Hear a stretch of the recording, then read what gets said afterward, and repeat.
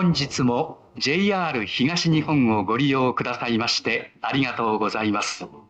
この列車は特急サフィール踊り子4号東京行きです。途中、横浜、品川に停車いたします。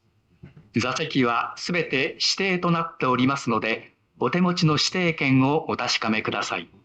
カフェテリアは4号車です。トイレは2号車、3号車、5号車と7号車にあります。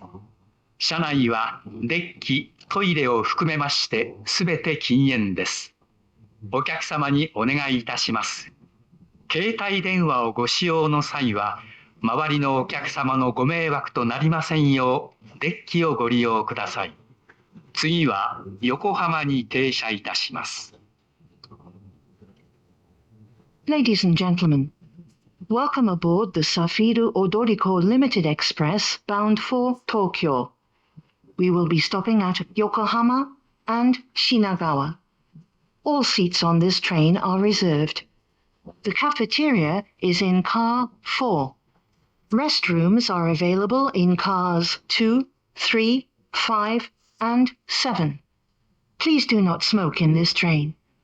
If you wish to use a mobile phone, please go to the end sections near the doors. The next stop will be Yokohama.